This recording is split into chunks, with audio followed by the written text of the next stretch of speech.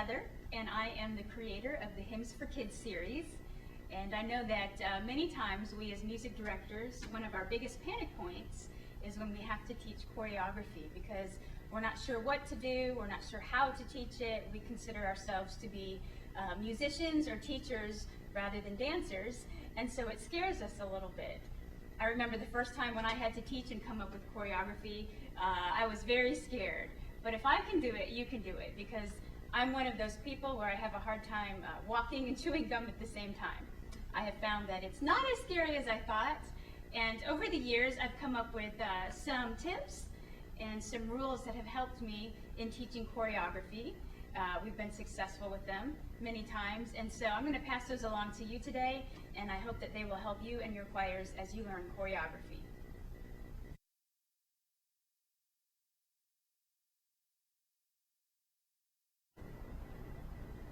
The first rule that I use when I'm teaching choreography to kids is the invisible box rule. I give each child the direction that they need to have an invisible box around them, and this gives them a boundary. They know that they have to do motions within that box, and that anything outside of those boxes is incorrect. And children love boundaries, and so this is great for that child who has a hard time keeping his energy in check. When you tell him to take a step to the left, a lot of times he'll jump over 3 or 4 chairs, knocking a couple other children over in the process. And so this invisible box tells him exactly what is appropriate and what is inappropriate. The invisible box also helps the child who maybe isn't quite sure what is permissible and not permissible. She lacks a little bit of confidence. And so telling her exactly how much room she can fill with her motions helps her know exactly what she can and cannot do. Another great thing about the invisible box rule is that most of us do not perform in the room in which we rehearse. And so when you get out onto your performance stage, all of a sudden, sometimes we have more room to do our choreography, and sometimes we have less room. And so you can tell your kids, just make your boxes bigger. And so they know they have all of this room to work with. Or sometimes you get into those performance situations and your kids are kind of lined up side by side, shoulder to shoulder on the risers, and they have a hard time doing the choreography. So then you tell them, make your box just as wide as your shoulders, and that way you won't hit anybody else.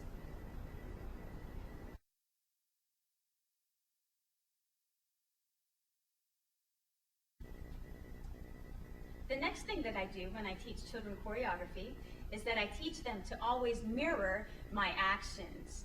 Rather than telling them to do something with their left hand or something with their right hand, that's confusing to children, especially the younger ones who have to stop and think, okay, what hand do I write with, or which hand goes over my heart in the pledges? This way I can just say, I want you to press against that wall, even if the wall is 10 feet away. They know what I'm talking about. Or throw it out the window over here, and the kids just know, I'm going to press over there and I'm going to throw over there. And they don't have to remember which hand it is at all.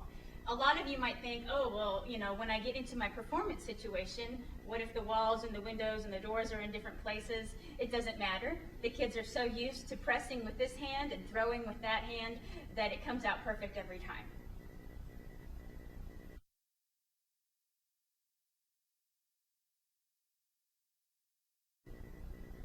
Another great thing that it's great to do when you're using choreography and you're teaching it is to always have your motion start on the right hand side.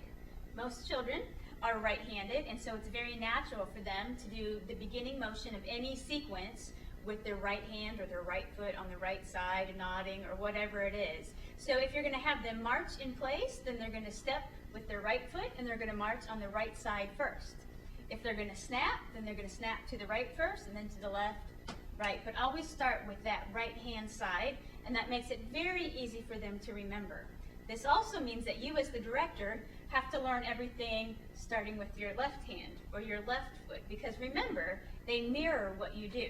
So that's very important as you are learning choreography and you're preparing to teach it to the children, that you as the director always go to the left, so that when your children mirror you, they will always go to the right.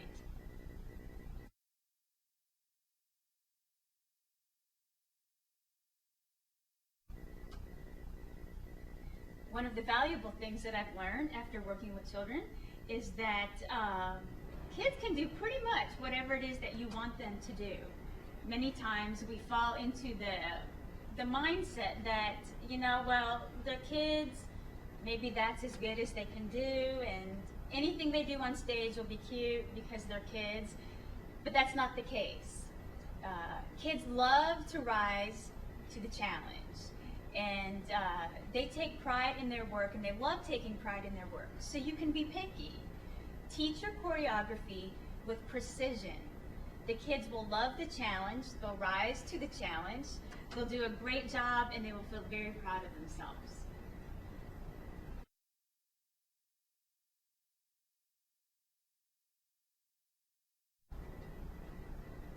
One of the biggest tools that I use when I teach choreography is that I show the kids the wrong way to do the motion.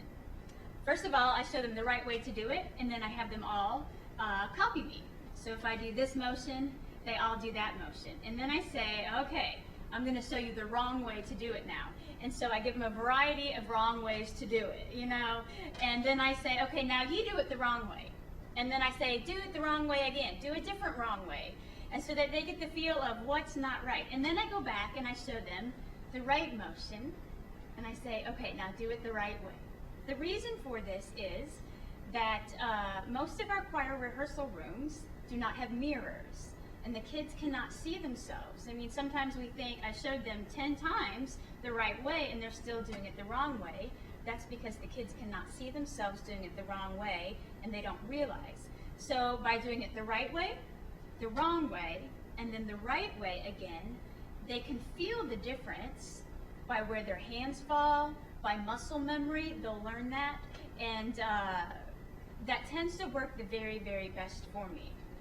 One other thing is that you want to teach them to do it exactly the way that you want at the very beginning, because it's much easier to tighten up at the beginning than after they've been practicing it for 2 months and you make them all of a sudden start tightening up their sloppy motions at the end.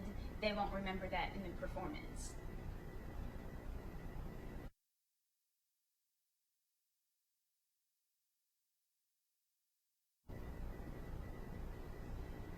Another tip for teaching choreography is that as soon as you can, combine the singing and the choreography. Some teachers will go as far as to say that you teach both of them at the same time, the motions and the music.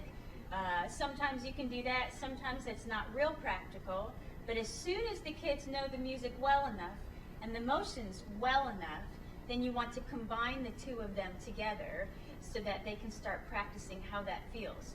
Otherwise, you are going to end up with a performance that has great motions and lacks any vocal energy, or you're going to end up with a performance of great vocals and very, very sloppy or missed choreography. So put them together as soon as you can, and I think you'll be much happier with the results.